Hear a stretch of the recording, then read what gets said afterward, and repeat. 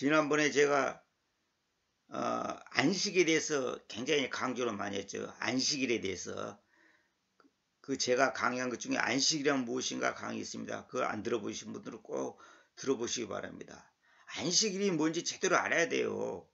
그걸 모르니까 율법에 매여 가지고 안식일 날은 그냥 빵도 사 먹지 마라 그러고 토요 안식 아니면 구원도 없다 그러고 또 일요일 안식인 게 주일 성수 안 지키면 벌 받는다 그러고 그런 그 율법적인 것에 사람들이 이렇게 매여 가지고 불안 속에 있다는 것은 그건 절대 성경적인 가르침이 아니에요.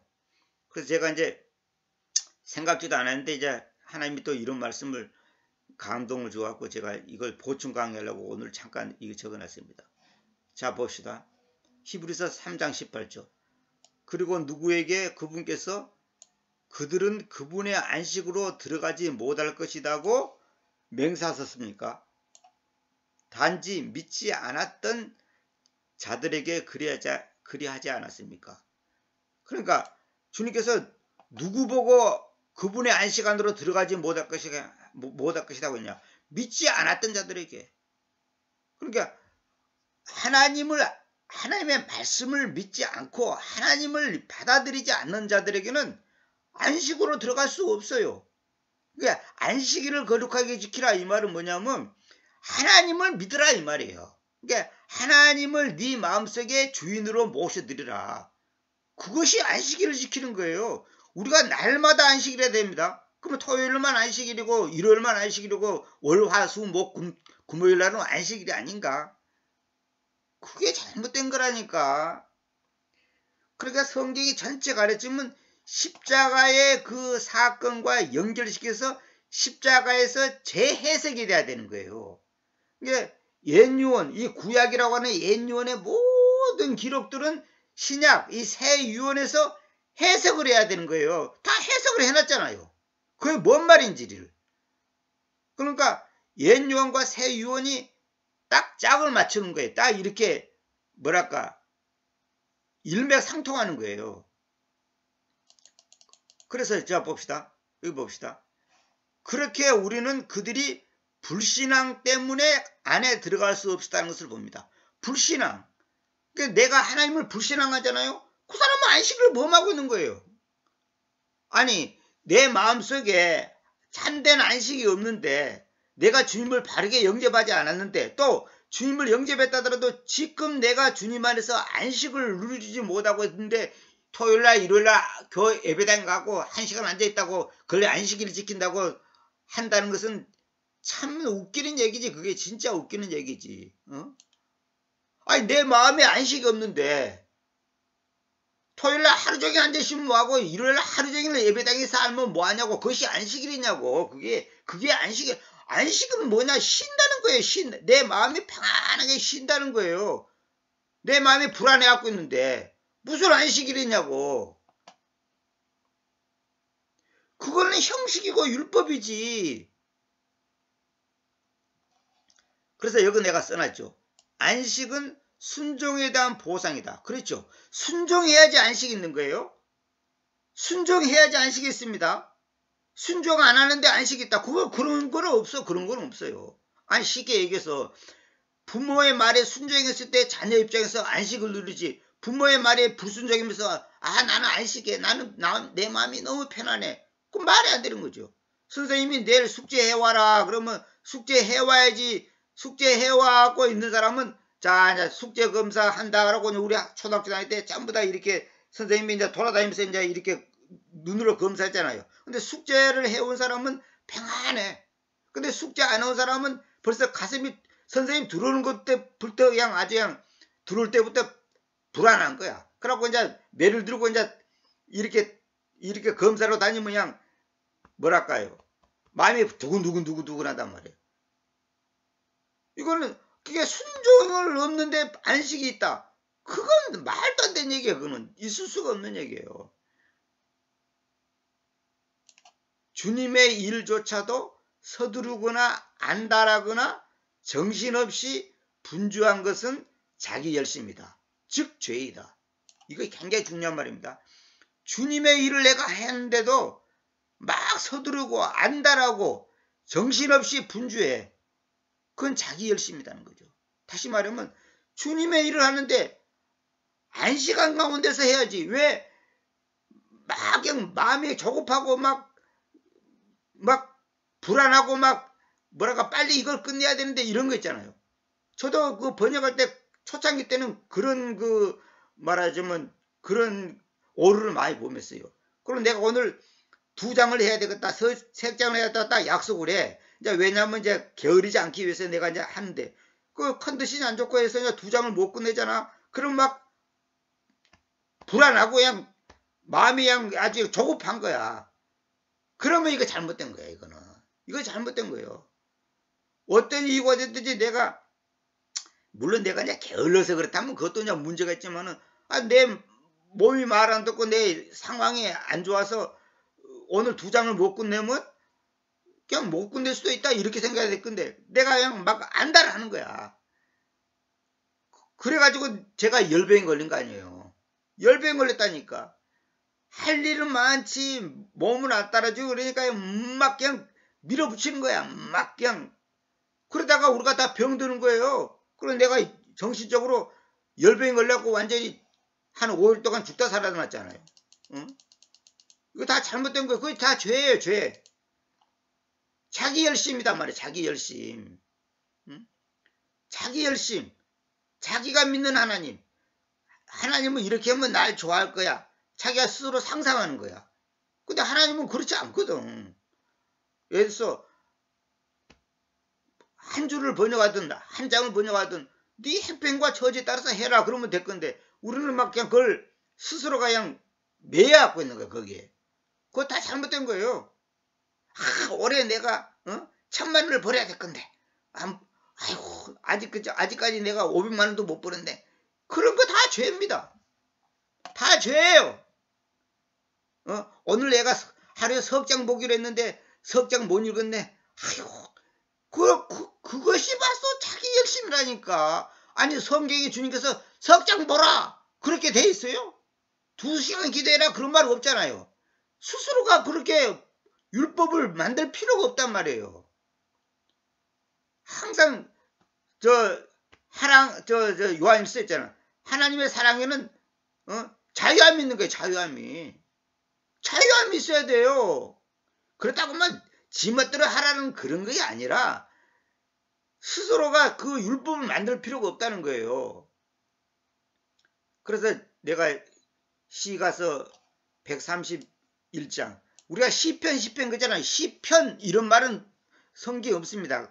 이 싸움이라는 말은 뭐냐면 시가 그러니까 시에다가 노래를 시에다가 모든 노래라는 것이 다 시잖아요. 시에다가 이제 곡을 붙인 거야. 노래가 짜잖아요. 시가 그러니까 유대인들은 그 랍비들은 지금도 그럽니다. 이 시가서를 읽을 때는 우리처럼 주님이여 저의 심장이 오만하거나 이렇게 말하지 않고 저한테 그 히브리어로 그 읽은 게 있어요. 그 사람들은 이제 그 곡이 항상 톤이 똑같아요. 우리가 민요 창이라 그러나 하는 것처럼 주님이여 저의 심장이 오만하거나 이런 식으로 그 곡이 다 또 똑같아요. 이렇게 운율을 맞춰가지고 왜냐하면 시편이 전부 다 시가 그러니까 그 히브리어가 전부 운율로 되어 있거든. 운율로. 이게 가장 시적인 언어가 히브리어라잖아. 가장 철학적인 언어가 헬라어고 가장 시적인 언어가 히브리어라 그래요. 그러니까 그 사람들은 이걸 주님이여 저의 심장이 오만하거나 이렇게 하지 않고 주님이여 저의 심장이 오만하거나 이런 식으로 이제 말한단 말이에요. 사실 우리도 그렇게 해야 되는데 뭐 우리는 그렇게 할 그게 못 되니까 이제 그냥 그리는 것처럼 읽지만은 여기 보면 이제 이런 말이 있어요. 주님이여 저의 심장이 오만하거나 저의 눈들이 도도하지도 않습니다. 또한 제가 큰 사안이란 것은 어떤 이제 요거죠. 이제 메드라는 걸 뭐냐면 어떤 큰 사안 우리가 중대한 사안입니다. 이 사안은 뭐 어쩌고 저쩌고 이런 그 중대한 사안입니다. 이런 표현 써요. 그걸 말한 겁니다. 큰 사안들 안에서 혹은 저로서는 너무 높은 것들 안에서 스스로 연습하지도 않습니다. 이 말은 뭐냐면 내가 교만해가지고 오만하고 도도해가지고 주제 넘는 생각, 주제 넘는 바람, 주제 넘는 어떤 결정, 주제 넘는 어떤 그 욕심 이런 거 부리지 않는다 그 말이에요. 어? 저로서는 너무 높은 것들, 그러니까 자기 주제를 파악해야 될 건데 자기 분수에 넘는 어떤 것을 바라거나 행하면 그것이 잘못된 거예요. 예를 들어서 자기 수입이 100만 원밖에 안 되는데 옷을 갖다가 50만 원짜리 사 입고 100만 원짜리 사 입니다. 그거는 잘못된 거예요. 그러니까 우리가 내 마땅히 생각할 그 이상의 것을 생각하지 말라는 말이 있어요. 그러니까 우리가 하나님이 내게 주신 그 형편과 처지 또 달란트에 따라서 내가 해야 될 건데 주제 넘는 짓을 하는 거예요. 응? 분명히 제가 자기 어머니에게서 젖된 아이처럼 스스로 처신하고 안정해 왔습니다. 그러니까 아기가 어머니에게서 젖된 아이처럼 스스로 처신한다는 말은 뭐냐면 아기는 아기처럼 행동해야 돼. 아기가 어른처럼 행동하면 안 돼요. 안정했다. 그것이 안정한 거야. 안정한다는 것은 뭐냐면 어린아이는 어린아이 입장에서 생각해야 되는데 어린아이가 만약에 집을 어떻게 살 거니까 이렇게 생각하면 그거는 안정이 없는 거예요. 그 자기 분수를 알아 이 말이에요. 이게 굉장히 중요한 겁니다. 그래서 내가 어떻게 해서 남북을 통일시킨 건가. 남북 통일만 생각하면 그냥 머리가 빠개지려고 한다. 그거 잘못된 거야. 그거 자기 주제에 오버한 거야. 그거는. 하나님이 나에게 성경을 번역하도록 했으면 성경 번역해야 될 건데 자기는 성경 번역할 은사가 없는데 성경 번역했다고. 그건 내가 아는 사람이 지금 폐인이 되어버렸습니다만은 어저께도 누가고 그런 얘기 했는데 자기가 영어를 공부하고 성경을 번역하겠다는 거야. 저한테 직접적으로 한 얘기입니다. 자기가 성경 번역하겠다는 거야. 물론 그럴 수도 있지. 근데 그것이 하나님이 나에게 주신 달란트고 사명이라고 하는 그 분명히 내적인 것이 없으면서 주제 넘게 달라든단 말이에요. 그거는 옳지 않은 거예요. 하나님이 나에게 말씀을 전하는 달란트와 은사를 주지 않았는데 자기가 나도 하겠다고. 그래갖고 그 목사하는 사람들 많아요. 그 엉터리 목사들이 많아요. 하나님이 그런 달란트와 은사를 주지 않았는데 선물을 주지 않았는데 지가 뭐 그냥 이상하나 신학교 하나 나와갖고 간판 하나 따갖고 목사 노릇한다고 그냥 폼 잡고 하는 인간들 많아. 그게 다 주제 넘는 짓이에요. 그런 사람한테는 진정한 안식이 없는 거예요. 그러니까 하나님이 내게 하라고 하는 일을 안 해도 안식이 없고 하라고 말 안 했는데도 하는 거 그것도 안식이 없는 거예요. 그러면 안정이 돼 있잖아 마음이. 그러니까 상관이 시켜서 복종하는 것은 누가 말해도 두려움이 없는 거야. 상관이 시켜서 했으니까. 그래 상관이 안 시켰는데 자기가 한다. 그거 잘못된 거예요. 저의 혼이 젖된 아이와 똑같습니다. 그러니까 자기가 어리단 말이야. 그러니까 어리니까 어린 상태에서 자기 스스로가 처신하고 안정해 왔다는 거야. 그러니까 한마디로 그 1절 2절은 뭐냐면 자기 주제 파악을 하는 거예요. 이것이 진짜 안식이라니까. 그래서 여기 내가 이제 써놨죠. 이제 이거 설명을 해놨죠. 나의 에고란 것은 뭐냐면 자아를 말하는 겁니다. 자아. 요거 저거 라틴어에 전부 다. 에고니즘 그런 말 했잖아요. 에고니즘이란 말은 뭐냐면 자아 중심적이고, 자기 중심적인 거 에고니즘이라고 그래요. 자기 숭배. 그 에고가 나쁜 말은 아니에요. 근데 자기 숭배가 되면 안 되는 거예요. 자기 자아가 재료가 된 상태에서 하나님의 마음에 합한 사람이 된다. 그러니까 다 예쁘고 하나님께서 하나님 내 마음에 합한 사람이라고 그랬죠. 그게 뭐냐? 자기 자아가 재료가 됐다. 재료가 됐단 말은 뭐냐면 내 주장, 내 욕심, 내 고집, 내 생각 그거 하지 않는다는 거예요. 그 사람들이 전부 다 뭐냐면 저도 돌이켜보면 내 스스로가 괜히 성을 쌓았다가 허물었다가 성을 쌓았다가 허물었다가 그러니까 내 스스로가 뭐랄까요? 근심 걱정을 만들어. 내 스스로가. 이렇게 되면 어떨까? 저렇게 되면 어떨까? 그래 스스로가 이 뭐랄까 근심 걱정을 만드는 거예요. 그게 내 에고가 재료가 돼야 된다니까. 재료가 된다는 말은 뭐냐면 내 생각을 내려놓는 거예요. 그러니까 많은 사람들이 뭐냐면 괴로워하는 게 뭐냐면 그 뭐랄까 우울증에 걸린 사람들의 특징이 뭐냐면 스스로가 자기를 괴롭히는 거예요. 스스로가. 그러니까 이거 안 되면 어쩔까 저거 안 되면 어쩔까 그러다 보니까 그것이 점점점 걱정이 걱정을 낳고 걱정이 걱정을 낳고 해가지고 이것이 나중에 이제 우울증이 되는 거예요. 그래서 그 아프리카 그 속담에 이런 말이 있어요. 제가 이제 글에서 봤는데 참 제가 몇 번 강의 중에 그 얘기 소개한 것 같은데 걱정을 한다고 해서 걱정이 없어진다면 걱정할 게 없다 이 말이 있어요. 걱정을 한다고 해서 걱정이 없어진다면 걱정이 없겠다. 참 멋있죠. 그러니까 걱정한다고 걱정이 없어지지 않아요. 그러니까 그 의사들이 그 얘기 하잖아요. 건강염려증 환자가 있다는 건강염려증. 그러니까 실제로는 건강에 이상이 없는데 스스로가 병들면 어쩔까? 암이 걸리면 어쩔까? 뭐 어쩌까 저쩌까 걱정하다 보니까 건강염려증이 걸려갖고 건강이 나빠진다는 거야. 괜히 불안한 거예요. 그 참된 안식을 누리지 못하는 거예요. 그 건강염려증 환자가 그리 많다는 거예요. 실제로 조사해보면 아무 이상 없는데 아이고 배가 아파요 머리가 아파요 뭐 뒷골이 땡겨요 뭐 어쩌고 저쩌고 그런 사람이 많다는 거예요. 그래 사람의 심리라는 것은요 육체와 분리시킬 수 없어요. 우리가 예를 들어서 마음이 기분이 나쁘면 밥맛이 떨어지잖아요. 왜냐하면 마음과 이 육체를 분리시킬 수 없는 거거든. 그래서 이 말은 뭐냐면 인간은 하나님의 주권과 열심의 절대 체계 안에서 벗어날 수 없다.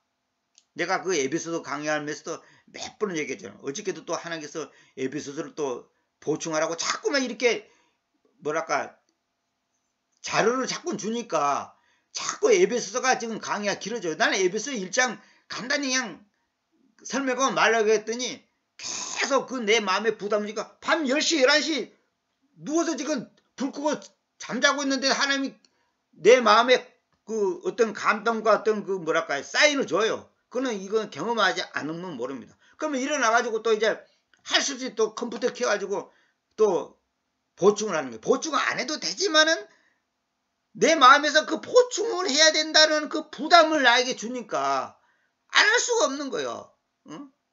쉽게 말해서 쟤한테 떡을 하나만 주려고 했는데 내 마음에서 떡을 하나 더 주라 이거야. 그렇게 할 수 없이 그냥 더 주는 거야. 내가 쟤한테 사실 한 5만 원만 주려고 딱 마음 먹고 있었는데 이거 실제로 있었던 일입니다. 그러니까 하나님께서는 야 그거 다 줘. 네 호주머니 있는 거 다 줘. 그런 마음을 준단 말이야. 그러면 아이고 다 주자. 다 주면 평안해. 근데 만약에 내 마음속에서는 지금 10만 원 주라고 했는데 내가 계산상으로 아이고 내 형편에 무슨 10만 원을 줘. 5만 원만 주자. 5만 원 줘놓으면 찝찝한 거야. 내 마음에 평화가 없는 거예요. 그러니까 하나님의 주권과 열심의 절대 체계 안에서 벗어날 수 없어. 그러니까 모든 것이 하나님의 주권이에요. 하나님의 열심입니다. 여러분 이거 잘 알아야 됩니다. 이것에서 벗어나려고 하니까 이게 문제가 생기는 거예요. 그래서 하나님은 나보고 5병짜리 반지에서 사라고 했는데 하나님 나는 싫어요. 나는 20병짜리 최소한 20병짜리에서는 살아야 되지. 난 지하실에서 난 5병짜리 사기 싫어요. 차라리 이렇게 살 바에는 죽는 게 낫겠어요. 만약에 이렇게 기도한다면 그 사람은 지금 하나님의 주권과 열심의 때 그 절대 체계 안에서 벗어나려고 하는 거예요. 다시 말하면 자기 주제 파악을 못하는 거예요. 젖된 아이처럼 스스로 처신하고 안정해야 되는데 5병짜리 사기 싫다 이거야. 그러면 사기 싫으면 지약 먹고 죽어야지 그러면. 아니 5병짜리 사기 싫다면 지약 먹고 죽어야 될 거 아니냐고. 그러면 그것이 바른 겁니까? 하나님이 내게 주어진 여건과 형편과 능력과 상황에 따라서 내가 순응하고 거기에 감사해야 돼요. 그렇지 않으면 절대 그 사람은 진정한 안식을 누릴 수가 없는 거예요.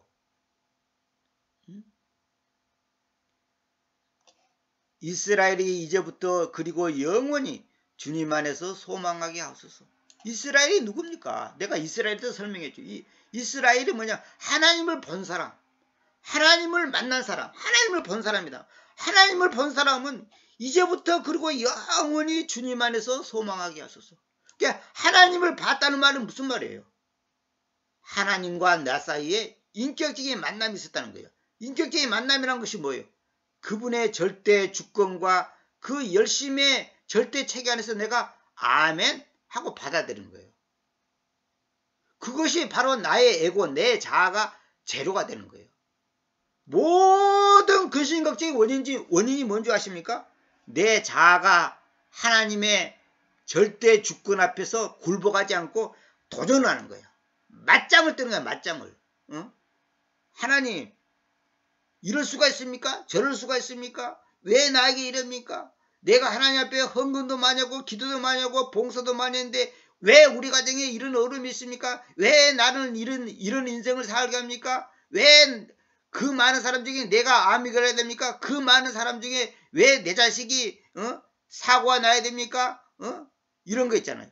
그거 다 하나님의 주권과 열심에 굴복하지 않는 거야. 그건 다 교만이에요. 여기 있는 것처럼 젖된 아이처럼 스스로 처신하고 안정해 왔습니다. 이것이 지금 자기한테 고비가 안 되는 거예요. 진짜 믿음의 사람인지 아닌지 아는 방법이 뭔지 아십니까? 자기에게 주어진 환경에 순응하고 감사하는 거예요. 라면 먹으라면 라면 할렐루야. 떡 먹으라면 떡 먹고 할렐루야 해야지. 라면 싫어요? 난 라면 죽어도 안 먹어요. 라면이 뭐예요? 라면이. 이렇게 나오면 안 되는 거예요. 이거는 제가 지난 30년 동안 이 성경 번역하면서 하나님이 제게 가르쳐 준 거예요. 지금도 마찬가지예요. 지금도.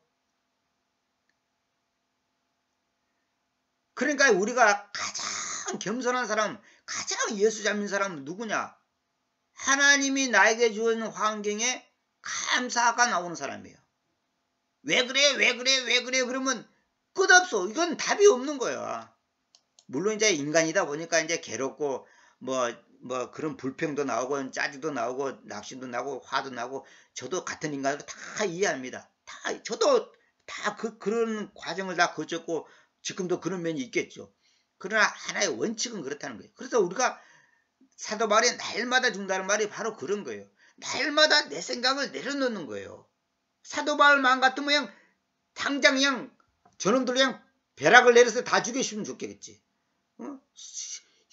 시 가서 보면 그 다윗이 한 말도 그런 내용이 많잖아요. 왜 저 악인들이 저렇게 잘 되고 의인은 이렇게 망하고 안 되냐 이거야. 왜 악인들을 빨리 하나님께서 벌 주지 않느냐. 그런 표현이 굉장히 많잖아요. 사람이니까 그런 마음이 들 수도 있어. 그러나 하나님은 그게 아니단 말이에요. 자, 오늘은 이제 예레미야 18장 18장부터 강의하겠습니다. 주님께로부터 예레미야에게 왔던 그 말씀인데 말씀하시기를 뭐라고 했냐? 일어나라. 그리고 토기장이의 집으로 내려가라. 그러면 거기에서 내가 너로 하여금 나의 말씀들을 듣도록 야기시키겠다. 그러니까 하나님께서 어떤 말을 하기 전에 어떤 상황을 보여줍니다.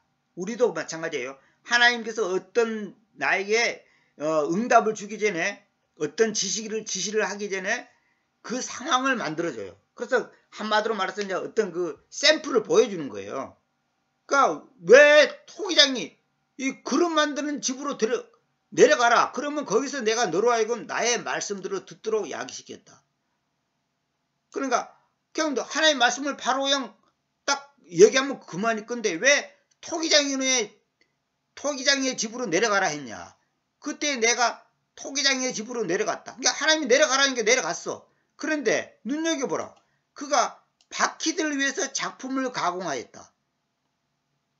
바퀴들이란 것은 뭐냐면 물레는 물레. 그 토기 만들 때 왜 물레 돌리잖아요. 요즘에는 이제 모다로 자동으로 하지만 정말 발로, 지금도 그 발로 차가지고 왜 그 바닥에 물레가 있잖아요. 그리고 이제 그 물레가 돌면 이제 그 위에다가 이제 흙을 놓고 이제 이렇게 손으로 잡고 이제 그릇을 만들잖아요.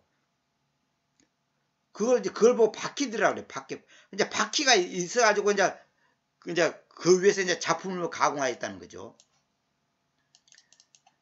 그런데 그가 진흙으로 만들었던 그 그릇이 그 토기장이의 손 안에서 망가졌어. 그러니까 그 진흙으로 그 그릇을 만들고 있는데 그 토기장이 손 안에서 그릇이 망가져 버린 거야. 그리하여 그는 그것을 다시 또 다른 그릇으로 만들 때, 그래서 이제 망가지니까 또 저도 제 옛날에 그 곤잠 있을 때 그 제 옆집에가 컵 같은 거 이런 토기를 토기 만드는 그 공장이 있었어요. 이제 그 가스로 이제 그 나무나 뭐 이렇게 뭐 다른 걸로 하는 게 아니라 이제 가스로 이제 그 불을 떼와갖고 만들어요. 제가 이제 그걸 많이 봤거든요. 거기서 제가 많은 걸 배웠어요.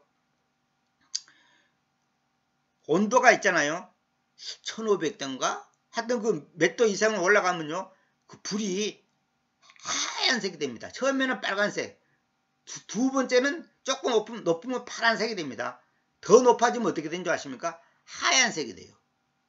그래서 내가 지옥불이 이런 거구나. 하얘. 근데 하얄수록 더 뜨거워요.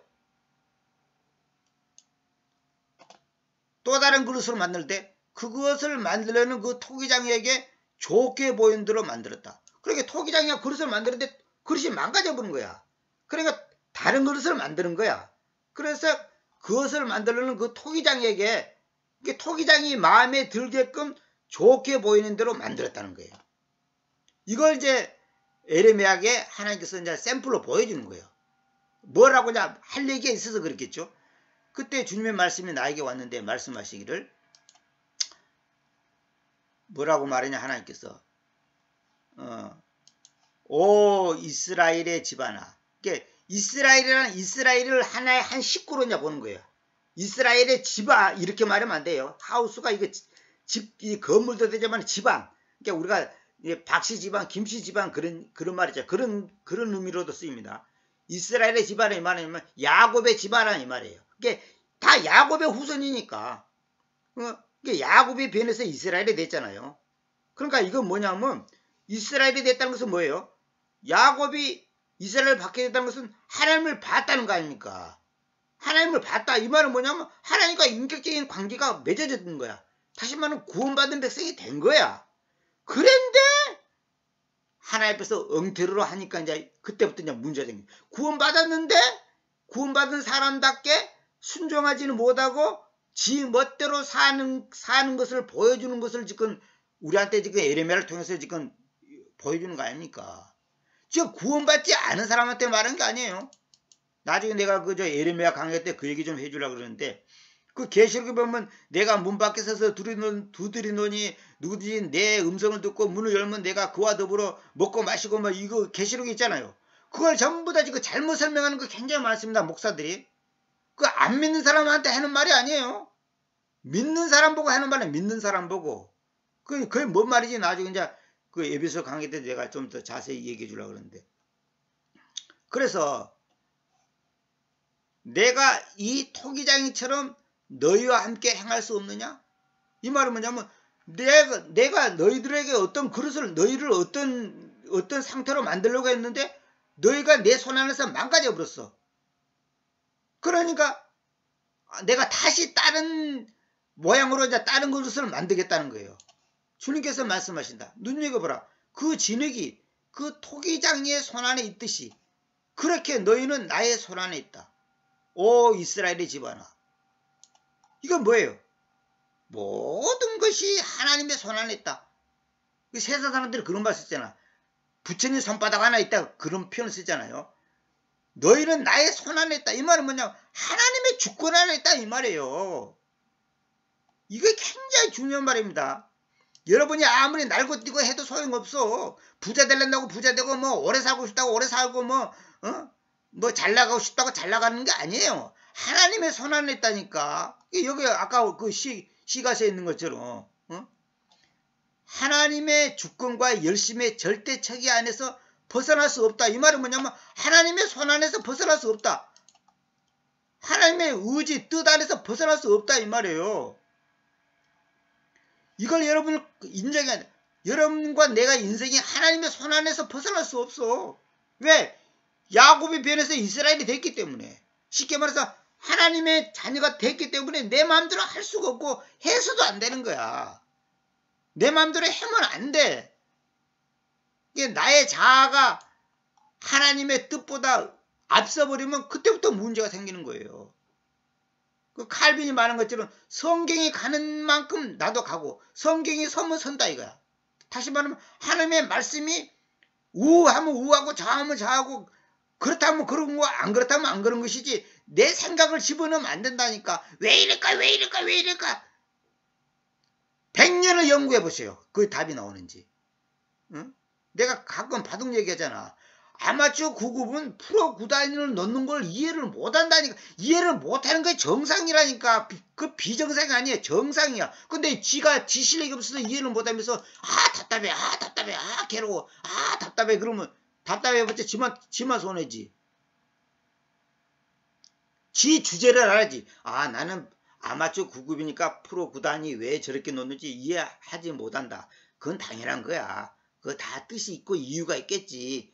다 어떤 의미가 있겠지. 이렇게 받아들이면 되는 거예요. 근데 지가 건방지게 아 답답해 아 답답해 아 왜 저럴까 왜 저럴까 왜 저럴까 100년 동안 해봐. 그 답이 나오는가. 자기 주제를 알아야 돼. 근데 이 많은 사람들이 보니까 그런 오류를 범하더라니까. 물론 저도 과거에 다 그런 오류를 범했고 지금도 그런 면이 있겠지. 날마다 죽어야 한다니까. 날마다 내 생각을 내려놔야 돼.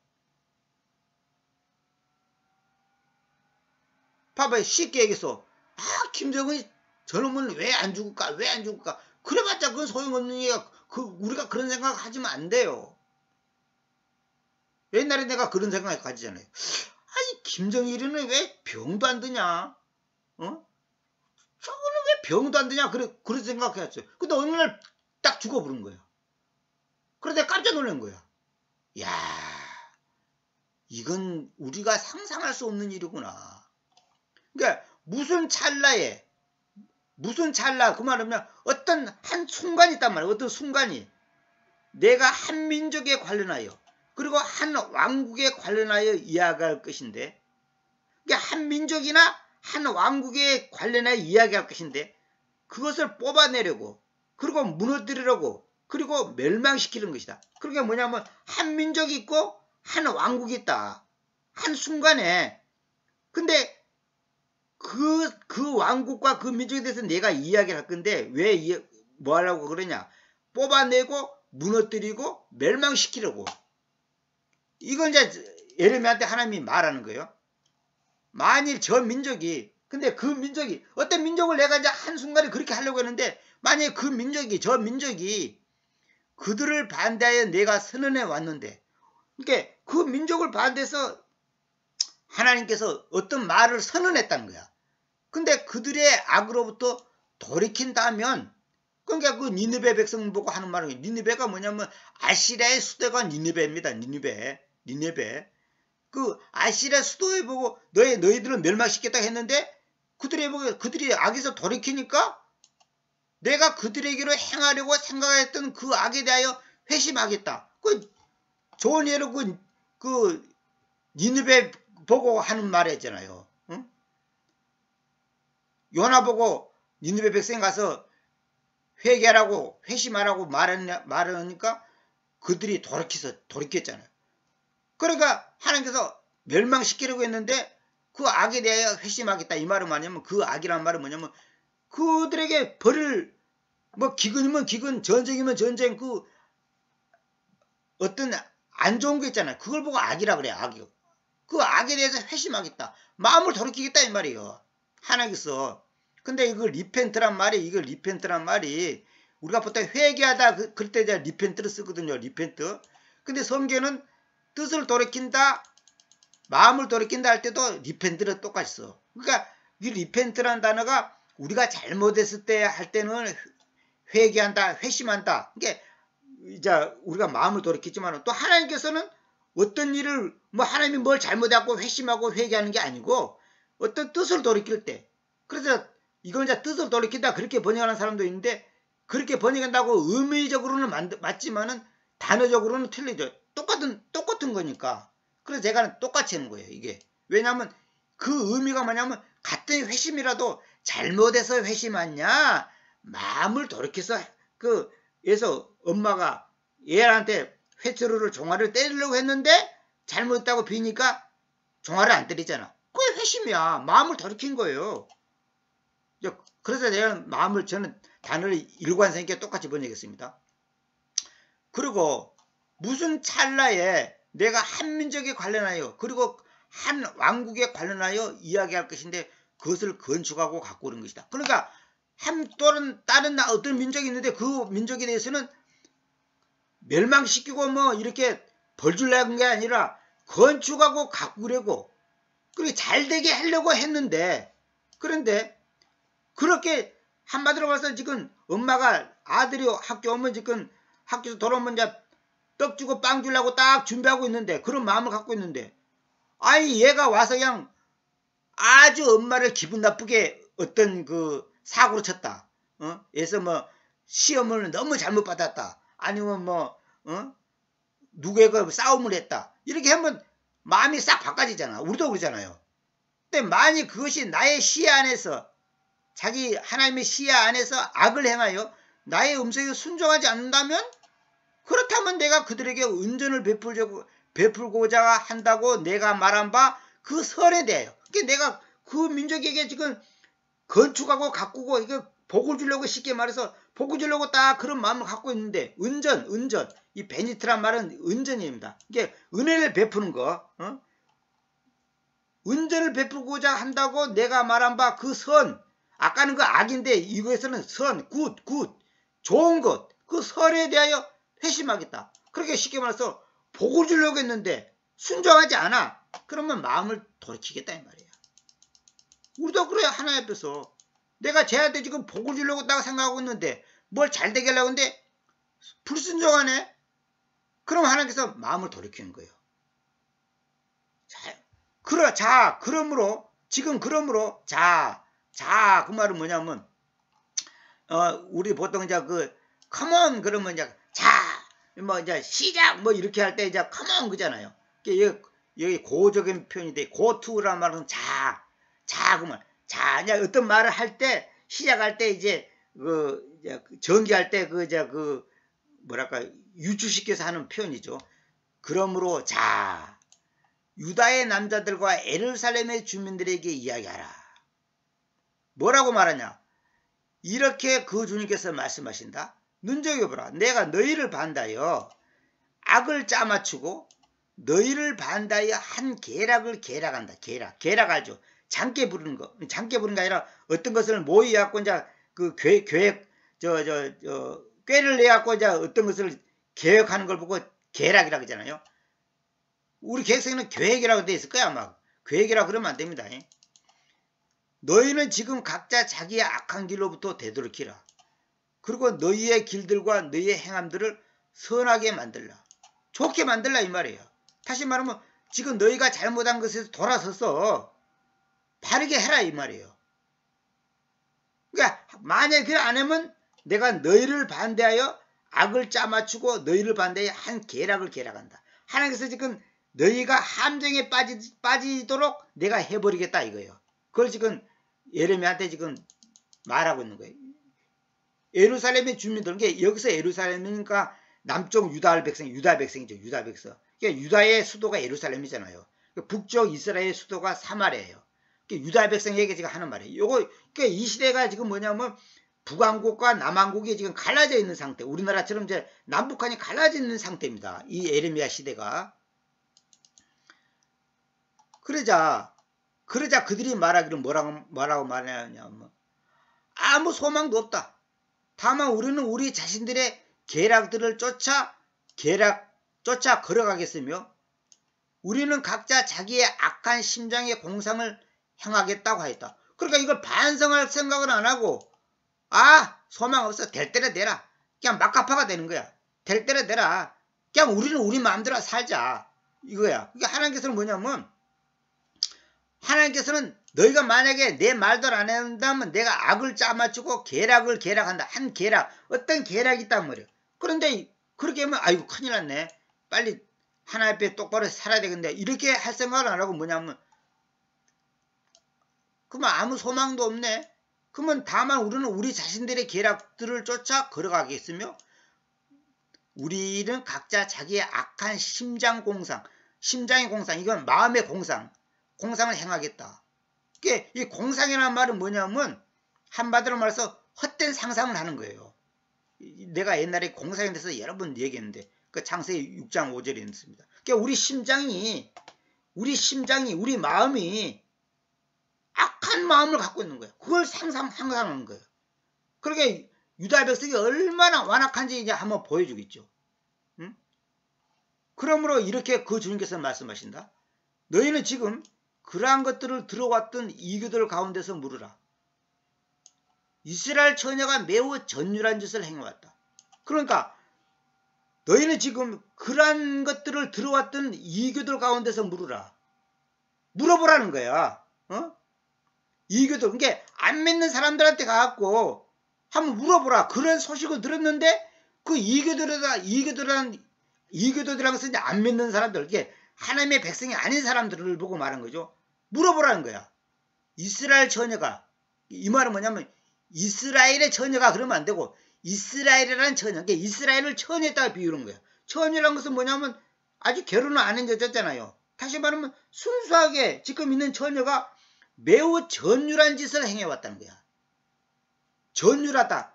아주 소름 끼치고 이게 허레블, 이게 공포스러운 것보다도 조금 다른 겁니다. 테러블하고 달라요. 허레블하고 것은 뭐냐면 이 전율, 그냥 온몸이 찌릿하는 그냥 그 깜짝 놀랄 일 있죠. 그걸 보고 말합니다. 이스라엘 처녀가 매우 전율한 짓을 해왔다. 이 말은 뭐냐면 처녀가 전율한 짓을 했다는 것은 뭐예요? 처녀가 한 남자한테 시집가야 될 처녀가 엉뚱한 사람한테, 엉뚱한 남자한테 마음을 뺏기고 잘못된 행동을 하는 걸 보고 지금 말한 겁니다. 그러니까 처녀 이스라엘이 전율한 짓을 행해왔다는 거야. 과거부터 지금까지 여러 번 행해왔다는 것은 과거부터 지금까지 쭉 해왔다. 그 현재 완료를 쓰잖아요. 쭉 그렇게 해왔다는 거야. 사람이 그 들판의 바에서부터 오는 레바논의 눈을 남겨두겠느냐? 이 말은 뭐냐면 이 들판의 바이란 말은 뭐냐면 요게 이제 문학적인 표현이에요. 여기 이제 요거부터 내가 설명할게요. 여기 보면 요거 내가 써놨죠.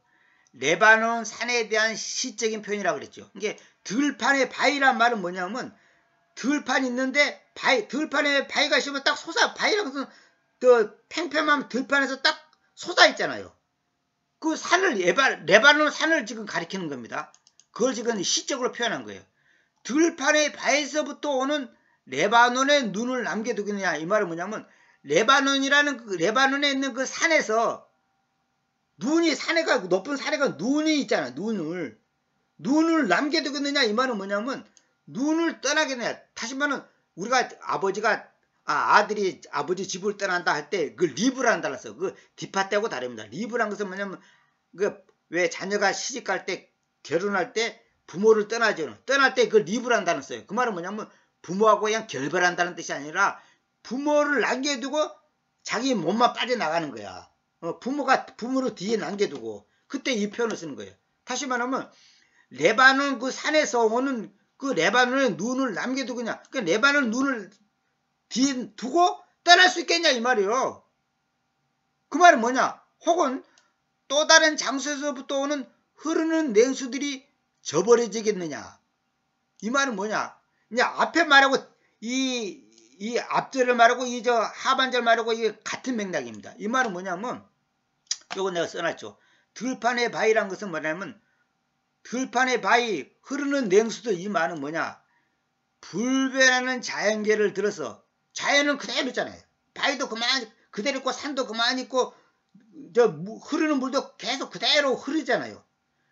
불변하는 자연계를 들어서 처녀 이스라엘이 하나님을 배반하고서 우상을 섬기는 변절 행위를 꼬집어서 하는 표현이다. 내가 써놨죠.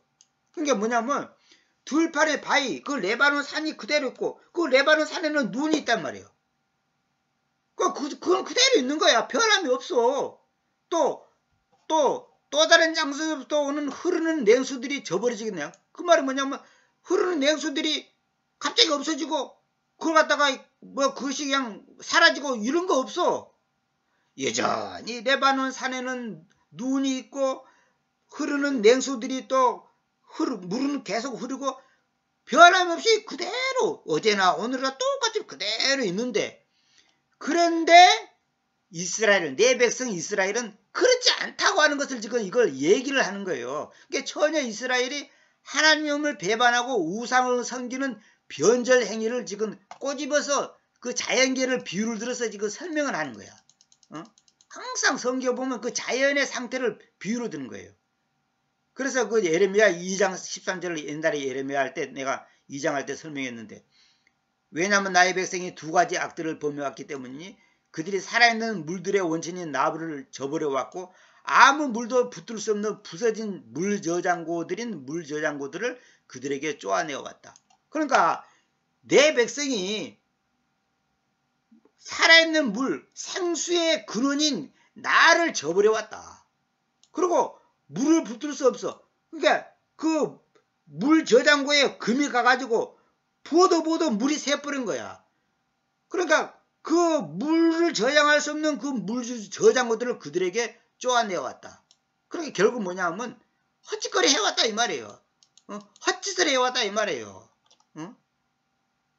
그런 것처럼 지금 이스라엘 백성들이 유다 백성들이 들판의 바위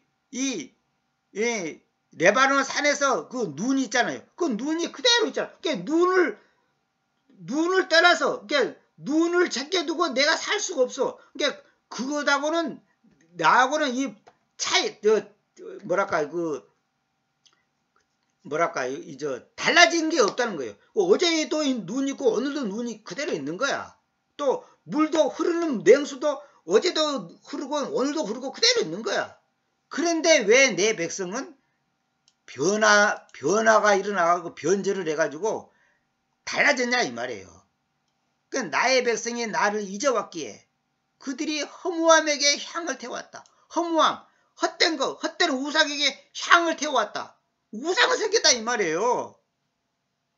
지금 이걸 안 믿는 사람 보고 하는 말이 아니라니까 믿는 유다 백성, 그러니까 야곱에 비해서 이스라엘이 냈잖아요.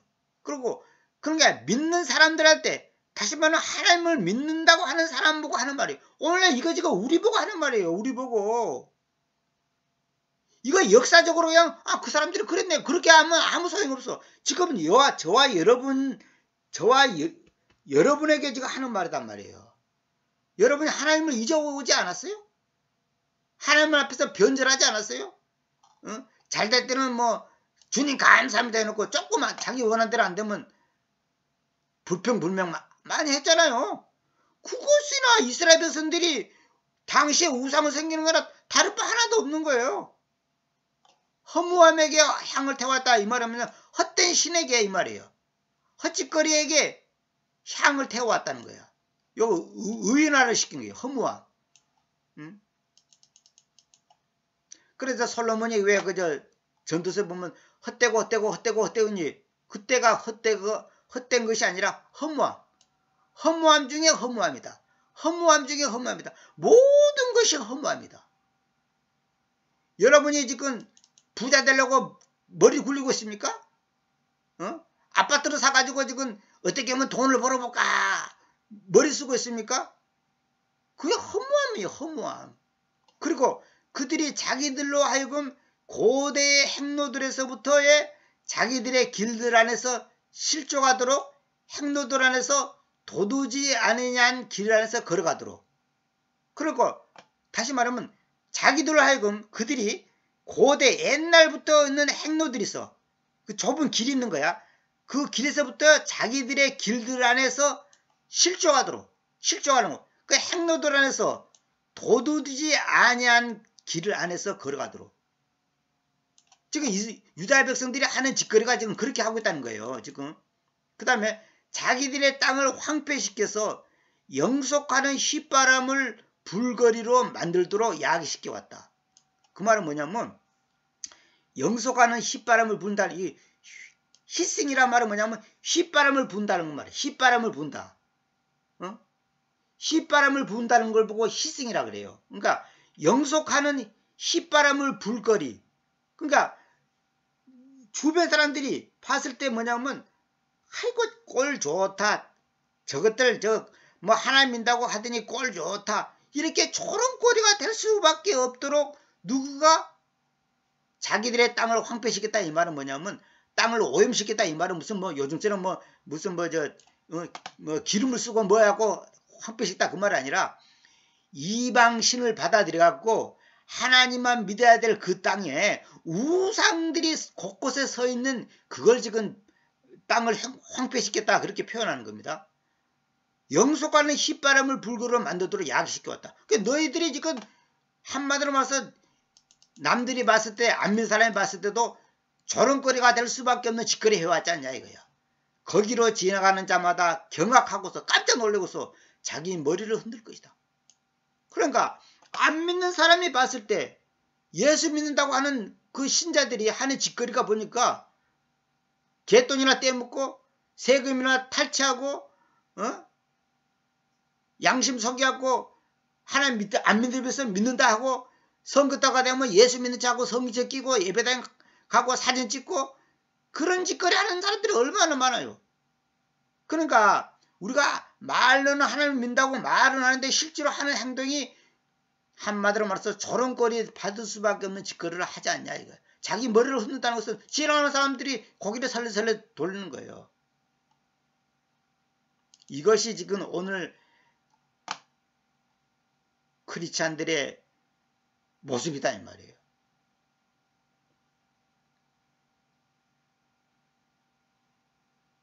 그래서 주님께서 뭐라냐. 내가 그 원수 앞에서 동풍을 하세요. 동풍이는 뭐냐면 동쪽에서 불어오는 바람이 있죠. 이거는 뭐냐면 뭐랄까 아주 바람이 세고 건조해요. 그래서 그들을 뿔뿔이 흩뜨렸다. 동풍이 불듯이 그냥 그들을 다 흩어버리겠다는 거예요. 내가 그들의 재해의 날 안에서 그들에게 등을 보여줘도 그 얼굴을 보여주진 않겠다. 그 말은 뭐냐면 등을 보여주고 얼굴을 보여주지 않는다는 말은 뭐예요? 돌아선다는 거 아닙니까? 상대방한테 등을 보여주고 얼굴을 안 보여줘. 쳐다도 안 보겠다는 거예요. 그러니까 그들이 지금 죄를 만났고 고난을 받고 고통을 받고 전쟁을 당하고 해도 하나님께서 안 돌아보겠다는 거야. 무서운 얘기입니다. 저와 여러분도 마찬가지예요.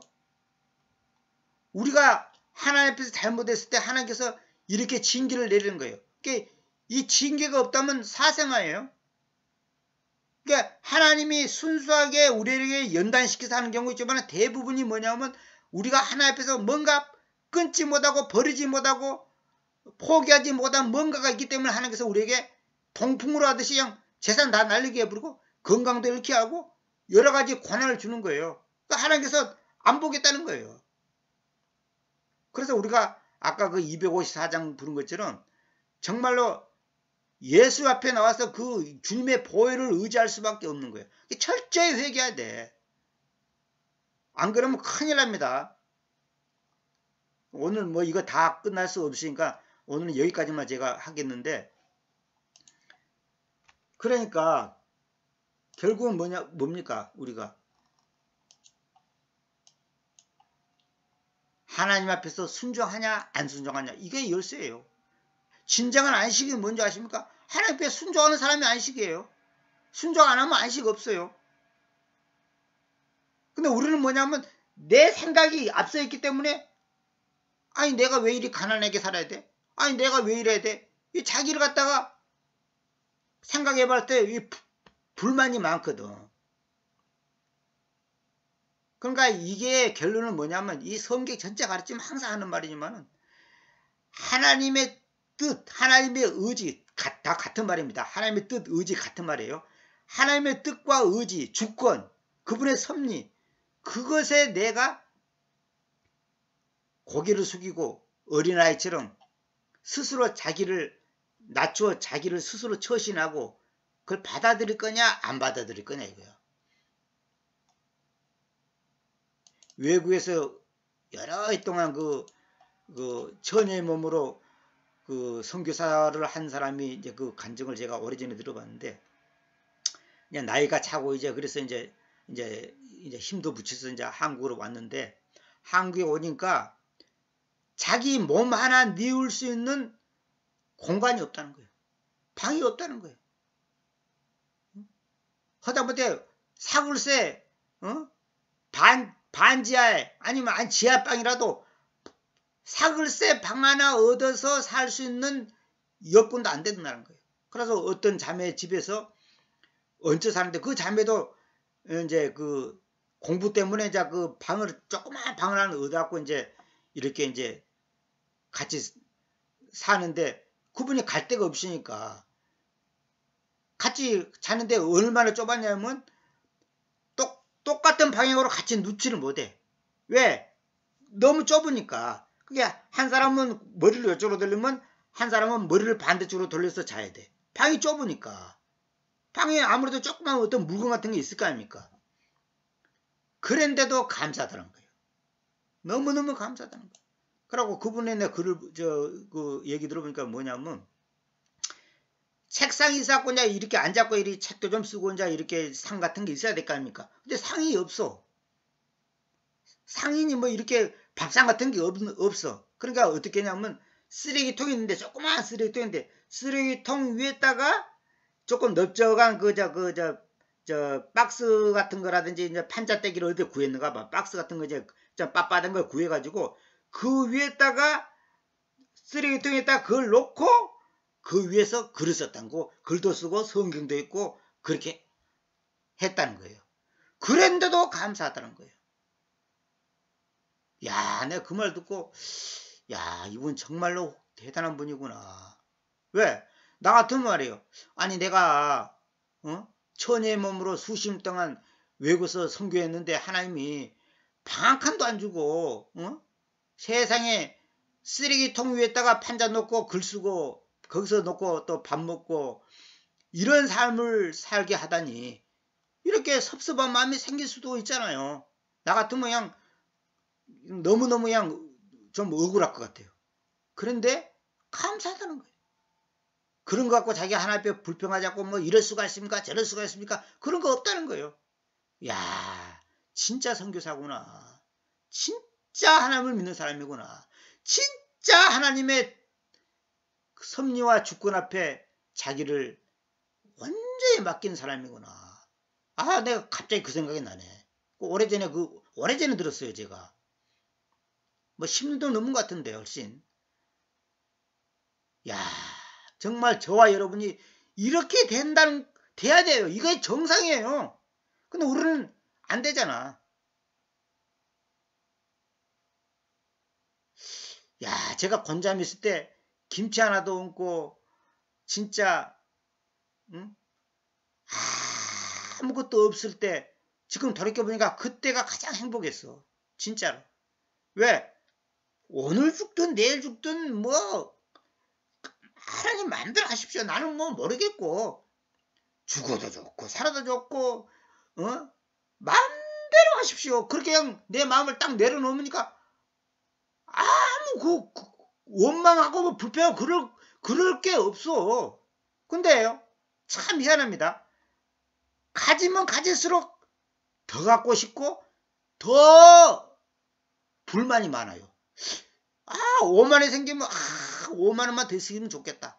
5만 원 생겼어요. 5만 원 생긴 것에 감사한 게 아니라 5만 원만 더 있으면 딱 좋겠는데 이 생각이 딱 드는 거예요. 왜? 내가 뭘 해보려니까 그 5만 원 갖고는 안 되는 거야. 인간이 이렇다니까. 이렇게 간사스러운 게 인간이에요. 하나님은 내가 사람들한테 그 얘기잖아. 내가 사는 집에 평수가 한 2평만 딱 더 컸으면 좋겠다. 2평만 더 컸으면 좋겠다. 야, 그 말을 해놓고도 나 자신이 참 내가 생각해도 어처구니가 없는 거야. 감쌀 줄은 모르고 2평만 더 있으면 좋겠다. 이런 생각. 이게 인간의 욕심이다. 그러니까 아까 그 선교사 그분에 비하면 나는 지금 발바닥도 못 들어가는 거야. 발바닥도 못 따라가는 거야. 내가 그 사람 그 간증을 듣고요. 야, 진짜 내가 진짜 만날 수만 있으면 진짜 밥이라도 한 그릇 사주고 싶다. 그런 마음이 생기더라니까.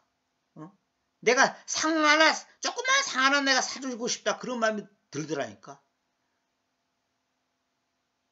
야, 진짜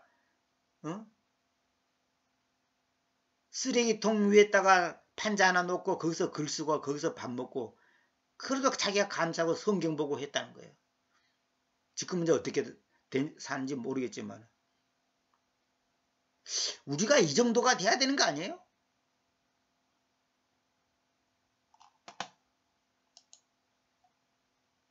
어떤 사람 병원에서 그 선교한 사람 그 얘기 내가 이 얘기 몇 번 했는데 그 얘기 하잖아요. 못 걷는 아예 앉지도 못하고 아예 손발도 꼼짝 못하는 사람들의 소원이 뭔지 아세요? 휠체어 타고 다니는 사람들. 너무너무 부러운 거야. 그 휠체어 타는 사람의 소원이 뭔지 아십니까? 목발 짚고 다니는 사람들. 목발만 짚고 다니도 나는 소원이 없겠다. 목발 짚고 다니는 사람들의 소원이 뭔지 아십니까? 내가 거지처럼 살아도 깡통을 차고 다리 밑에 살아도 두 발로 목발 안 짚고 걸어 다니시면 좋겠다. 그리고 내가 낫기만 한다면 만약에 내가 길거리 다니면서 빈병 죽고 박스 주갖고 먹고 사는 일이 있어도 걷고 걸으면 다닐 수 있으면 더 이상 소원이 없겠다 그런다는 거예요. 그런데 사람들은요 희한합니다. 자기가 예서 그 아파서 죽겠는 사람이 그렇다잖아요. 아파서 그냥 매 순간이 아픈 사람한테는 소원이 뭐냐? 내가 한 시간만이라도 내가 안 아팠으면 좋겠다. 통증이 없었으면 좋겠다냐 그거죠. 야, 그 사람 입장에서는 그럴 수밖에 없지. 근데 만약에 한 시간 안 아프잖아요. 그럼 뭐라고 하겠어요? 하루만 안 아팠으면 좋겠다. 이럴 거 아닙니까? 끝이 없는 거야 인간은. 끝이 없는 거예요. 물론 또 인간으로서 당연한 거고 그것이. 근데 우리는 내가 받은 은혜가 100만 가지가 넘는데 한 2가지, 3가지, 한 4가지 없는 것 같고 불평하고 원망하잖아. 저도 그렇고 이스라엘 백성, 유다 백성이나 우리나 다를 바 하나도 없는 거예요. 유다 백성보다 이스라엘 백성보다 내가 최소한 낫다라고 생각한다면 그 사람 교만한 사람이야. 나는 그렇게 그 사람 교만한 사람이에요. 나은 게 없어. 나은 게 있다면 이거 볼 필요 없어. 이 유다 백성은 이스라엘 백성보다 낫다고 생각한다면 예레미야 볼 필요 없어. 예레미야 확 찢어서 없애버려야 돼. 왜? 읽을 필요 없어. 그건 내가 쟤네보다 낫기 때문에 그거 내가 봐서 교훈을 얻을 필요가 없어. 저 예레미야에 있는 그 내용이 나하고는 아무 상관없고 내가 저것을 가지고 뭐 내가 교훈을 받을 이유가 없다라고 생각한다면 예레미야 당장 칼로 긁어내버렸어요. 잘라내버렸어요. 읽을 필요 없어. 그렇게 자신하면 읽을 필요 없어. 뭐 때문에 읽어야 돼? 뭐 때문에 읽는 거야 우리가? 이사야서는 왜 뭐 때문에 읽는 거야? 성경이 분명히 그것이 우리에게 교훈을 주기 위해서 한 거다 그래서 교훈. 그럼 내가 그 사람보다 낫다고? 그렇게 자신만만합니까? 여러분 지금 우상을 안 섬기고 있다고 생각합니까? 여러분의 마음속에 우상이 없어요?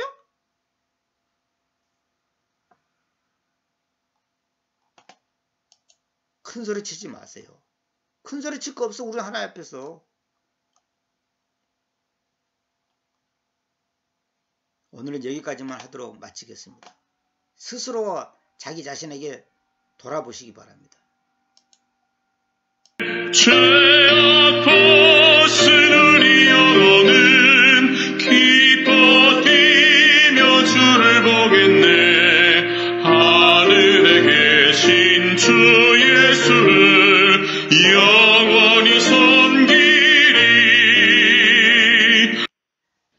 524장. 오늘 여기 계시오니 다 와서 주의 말씀 듣세. 듣기도 하며 생각하니 참 진리시